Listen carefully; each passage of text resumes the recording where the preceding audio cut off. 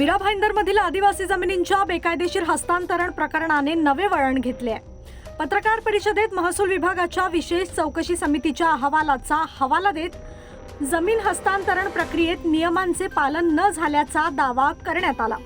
यावेळी भाजप आमदार नरेंद्र मेहता यांच्या मालकीच्या 7/11 कंपनीसह काही संबंधित व्यक्तींवर जमिनींवर बेकायदेशीर कब्जा केल्याचा आरोप करण्यात आला। मात्र या आरोपांवर संबंधित पक्षाची अधिकृत प्रतिक्रिया अद्याप समोर आलेली नाही।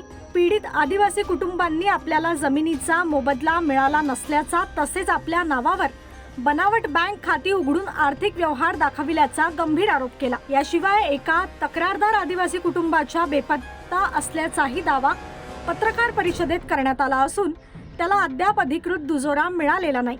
दरम्यान मंत्री प्रताप सरनाईक यांनी चौकशी अहवालातील निष्कर्षांच्या आधारे संबंधितांवर कायदेशीर कारवाई करण्याची मागणी केली।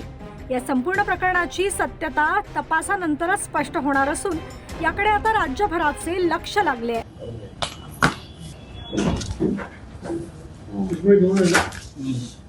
राज्याचे महसूल मंत्री आदरणीय चंद्रकांतजी बावनकुळे साहेबांनी ही सगळी आपल्या समोर बसलेली ती आदिवासी मंडळी आहेत, त्यांच्या जमिनीच्या संदर्भात चौकशी करून अहवाल सादर करण्याच्या सूचना केल्या होत्या आणि त्यानंतर माननीय जिल्हाधिकाऱ्यांनी या सगळ्या वर्सोवा येथील आदिवासींच्या जमिनीबद्दल सर्व चौकशी केली।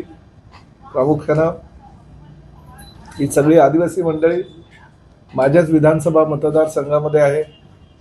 वर्सोवा गाव हे माझ्या विधानसभा मतदारसंघात येतं आणि हे सगळे माझे मतदार आहेत आणि त्यामुळे ह्या विधानसभा मतदारसंघातील सदस्यांचं, नागरिकांचं रक्षण करणं, त्यांना न्याय मिळवून देणं ही मी माझं कर्तव्य समजतो। आणि सर्वप्रथम मी महसूल मंत्र्यांचे आभार व्यक्त करतो की ते महसूल मंत्र्यांना गेल्यानंतर ताबडतोब त्यांनी दखल घेतली आणि जिल्हाधिकाऱ्यांना आदेश देऊन समोरची व्यक्ती कोण आहे हे न बघता सर्वसामान्य जनतेला न्याय मिळावा ह्या उद्देशातनं त्यांनी चौकशीचे आदेश दिले आणि चौकशीमध्ये जी वस्तुस्थिती आहे, जी खरी परिस्थिती आहे ती निदर्शनास आलेली आहे आणि त्यामुळे आता ह्या प्रकरणामध्ये या आदिवासींना न्याय मिळेल अशी अपेक्षा त्यांना आहे, म्हणून आज ते माझ्याकडे या ठिकाणी आलेले आहेत। यापूर्वी सुद्धा आले होते आणि आता हा अहवाल जो आहे तो अहवाल आमच्या हातामध्ये आलेला आहे। महसूल मंत्र्यांकडे सुद्धा तो सादर झालेला आहे। पूर्वी काय झालं त्यामध्ये आम्हाला जायचं नाही आहे, परंतु त्या आदिवासींचं असं मत आहे की आमच्या ज्या जमिनी आहेत त्या आम्हाला परत मिळाव्यात, कारण त्या जमिनीवर त्यांचा उदरनिर्वाह आहे। या जमिनीवर ते शेती करत होते गेल्या अनेक वर्षापासून आणि ह्या मूळ आदिवासींच्या ताब्यात असलेल्या जमिनी परत आता राज्य शासनानं त्यांना द्याव्या। महसूल खात्याच्या अधिकाऱ्यांना आणि प्रामुख्यानं तहसीलदारांना त्यांनी सूचना देणं गरजेचं आहे की ताबडतोब हे जे सगळे मूळ आदिवासी आहेत त्यांच्या जमिनी त्यांच्या ताब्यामध्ये देणं गरजेचं आहे। राज्य शासनाचा एक GR आहे आणि त्या GR मध्ये स्पष्टपणे म्हटलेलं आहे 2010चा हा 2011 30 डिसेंबर 2011चा GR आहे की चुकीच्या पद्धतीनं काही आदिवासींच्या जमिनी कोणी हडप करायचा प्रयत्न करत असतील, त्यांचा जो व्यवहार आहे आदिवासी टू बिगर आदिवासी होत असताना चुकीचा झाला असेल, तशा आदिवासींच्या तक्रारी काही असतील तर खरं तर सुमोटो जिल्हाधिकाऱ्यांनी ह्यामध्ये लक्ष घालून त्यांच्या जमिनी त्यांच्या ताब्यात देण्याचा हा कायदा आहे। परंतु आता तर यांच्या तक्रारीचं निराकरण खास महसूल मंत्र्यांनीच केलेलं आणि त्या अहवालामध्ये स्पष्टपणे दिसून आलेलं आहे। त्यामुळे आता वेळ न दवडता ताबडतोब ह्या सगळ्या आदिवासींच्या जमिनी त्यांना परत द्याव्या। चुकीच्या पद्धतीने ज्यांनी व्यवहार केले असतील त्या सर्वांवर गुन्हे दाखल करावे, काही महसूलच्या अधिकाऱ्यांनी हे दस्तऐवज चुकीच्या पद्धतीने स्वतःचा फक्त आर्थिक फायदा व्हावा ह्या दृष्टिकोनातनं जर घडून आणले असतील, आदिवासींची फसवणूक केली असेल, तर त्यांच्यावरही गुन्हे दाखल करून त्यांनाही ताबडतोब निलंबित करावं अशी मागणी मी आता महसूल मंत्र्यांकडे ह्या अधिवेशनाच्या दरम्यान करणारच आहे. परंतु आज या ठिकाणी हे लोक आले ते थोडेसे घाबरलेल्या मनस्थितीमध्ये. काल हे आपले जमिनीवर जेव्हा सगळे आदिवासी बांधव गेले होते, आमच्या भगिनी सुद्धा गेल्या होत्या, तेव्हा त्यांना तेथील जो कोणी वॉचमन होता त्या वॉचमननी त्यांना कोंडून ठेवलं आणि कोंडून टाळं मारलं. त्याचे व्हिडिओ सुद्धा आलेले आहेत. आणि हे स्वतःच्याच जमिनीवर जेव्हा ती मंडळी जातात तेव्हा त्यांना कोंडून ठेवण्याचा कुठला प्रकार आहे, म्हणजे काय चाललंय ह्या मीरा भाईंदर महापालिका हद्दीमध्ये हेच कळत नाही. हे कायदा व सुव्यवस्था अशा प्रकारे जर वेशीवर टांगली जात असेल तर ते चुकीचं आहे. आणि तेही एक कॅबिनेट मंत्री माझ्या मतदारसंघामध्ये असे प्रकार घडत असतील तर ते निश्चितपणे चुकीचं आहे. मला असं वाटतं की आता या प्रकरणामध्ये आमदार नरेंद्र मेहता, त्यांची 7-11 कंपनी आणि त्याचबरोबर त्यांचे जे भागीदार ते केळुसकर आहेत, त्याचबरोबर मनोज पुरोहित आहेत आणि त्याचबरोबर नाही जिल्हा तहसीलदार गौंड आहेत, अजून एक त्याच्यामध्ये दोषी दाखवलेला आहे. तर हे जी काही मंडळी आहे या मंडळींवर ताबडतोब गुन्हे दाखल करून या सर्व आदिवासींच्या जमिनी ज्या आहेत त्यांना परत देणं हे राज्य शासनाचं कर्तव्य आहे. आणि त्यामुळे या गोष्टींचा पाठपुरावा करून त्यांना न्याय मिळवून देण्यासाठी निश्चितपणे त्यांच्या सोबत आहे.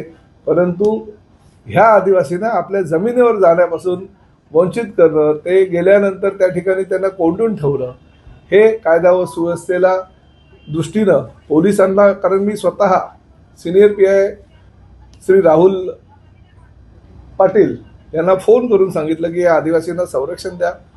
भले ठीक आहे, कायदेशीर प्रक्रिया जी आहे ती होत राहील, परंतु तोपर्यंत यांना कुठल्याही प्रकारे त्यांच्यावर अन्याय होता कामा नये, त्यांना न्याय मिळाला पाहिजे. आणि मी स्थानिक आमदार आहे, शेवटी राज्याचा मंत्री म्हणून माझी काही जबाबदारी आहे. आणि कोणी किती मोठा व्यक्ती आहे त्या व्यक्तीनं जर यांच्यावर अन्याय केला तर त्यांना न्याय मिळवून देण्याची माझी भूमिका आहे.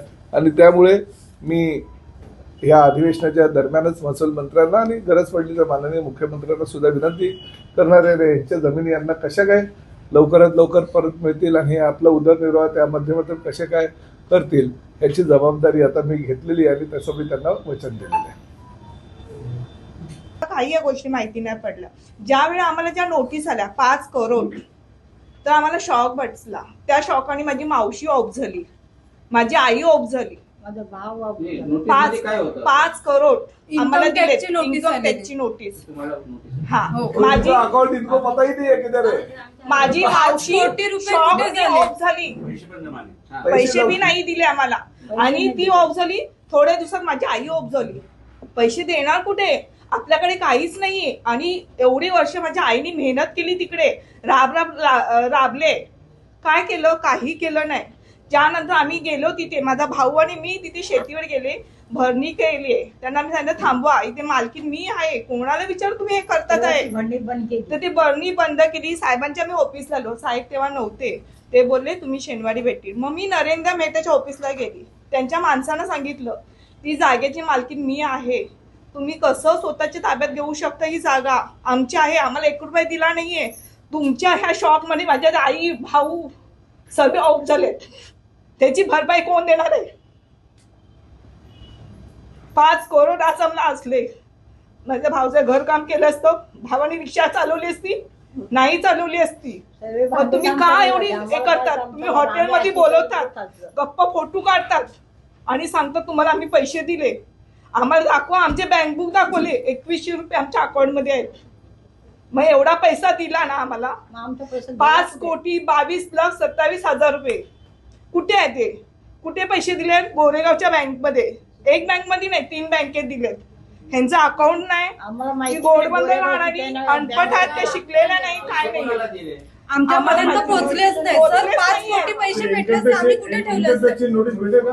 हो आहे, इन्कम टॅक्सची नोटीस दाखवा. तुम्ही कुठल्या कागदपत्रावर सह्या केल्या होत्या? तुम्ही कुठल्या कागदपत्रावर सह्या केल्या? आईने आमच्या केली, त्यांच्याकडे आलेले, त्यांनी सर आमच्याकडे जेव्हा दिले. टोकन म्हणून 12 लाख रुपये दिले तेव्हा तर सही करायला लावलीच नाही त्यांना. आज आम्हाला मार्गदर्शन करायला साहेबांनी आम्हाला केलं. त्यांनी आश्वासन 12 लाख कॅश दिले. कैश में दिया, थोड़ा थोड़ा पैसा करके दिए. 12 लाख का जो चेक दिया था, चेक नहीं दिया था, थोड़ा थोड़ा पैसे करके दिए, क्योंकि ये अनपढ़ है. उनको कुछ 12 लाख पता नहीं, 1 लाख नहीं पता, उनको 4,000 रुपए गिनने नहीं आते, तो 12 लाख क्या गिनेंगे वो लोग. इनकम टॅक्सची नोटीस दाखव. आता राहू दे. आता काही लोक जी गायब आहेत आता मागाशी ते त्याचं काही आम्हाला मला नाही आयडिया माहिती नाही, त्यांची. त्याचं आयडिया नाही आम्हाला. आज आम्हाला भीती वगैरे आहेत का मेहता आणि सेवा नाही, मला काही कंपनीपासून? भीती नाही, कारण ही आमची स्वतःची जागा आहे. आणि हा भी घाबरून का त्याला राहू? तो आमची जागा आमच्याच महाराष्ट्रामध्ये येऊन आमच्या जागा हडप करणार, हे मी हे करून देणार नाहीये. माझी जागा आणि मला मी साहेबांना सांगते, आमची जागा आम्हाला दे, आणि जो फसवणूक करतात आहे त्यांना तुम्ही कारवाई करा त्यांच्यावरती. आतापर्यंत तुम्ही गप्प का होते मग? 7.5 एकड़ की जगह है हमारी. टोटल व्यवहार कितने का था, कितना नहीं मिला? ओ उनको कुछ नहीं बताया गया, खाली उनके पास है हम लोग व्यवहार करते, इतना ना पैसा देते, ये लोग को क्या पता. आज तक केवल 12 लाख रुपए. 12 लाख रुपए दिए. बाजार के साथ कोई धमकी मिली है आप लोगों को? हाँ? कोई धमकी मिली है आपको? धमकी नहीं दी. 2017 पासून ते 2026 जे आता बाजार भावाच्या प्रमाणे आता किती जागेची रक्कम होते आणि तुम्हाला अजून किती आता आजच्या भावात बघायला 50 करोड आहे त्याची जागेची किंमत आहे. असं म्हणजे आम्हाला इन्स्वात आज या गोष्टीने आम्हाला हिंमत कोणी दिली? साहेबांनी दिली. आज आम्हाला मंत्रालय माहिती नव्हतं, त्यांनी आम्हाला मंत्रालय दाखलं. महसूलकर साहेबांनी 7 दिवसाची त्यांना हे दिली, तुम्ही 7 दिवसात मला कळवा काय केलं ते. आणि त्याच्यानंतर आम्ही तिकडे कलेक्टरच्या ऑफिसला गेलो. आपकी मुख्यमंत्री और राजस्व मंत्री से कोई अपील है? नहीं, कुछ नहीं. मुख्यमंत्री और राजस्व मंत्री से कोई अपील आप करना? नहीं, मैं उनको इतना बोलने जो हमारी जगह है, जो हम लोग की फसवणूक की है, वो हम लोग को इंसाफ देना चाहिए. तुम्ही म्हणालात की गोरेगावच्या 3 बँकेत ते अकाउंट तुमच्या नावाचे आहेत का? आमच्या नावाचं खोललेलं आहे या लोकांनी, माझ्या आईच्या नावाची. तुम्ही कधी तिकडे गेले नव्हते? नाही, आम्हाला नाही माहिती गोरेगावचं. राहणारी तुमच्या माझी नावाने बोगस अकाउंट. हो.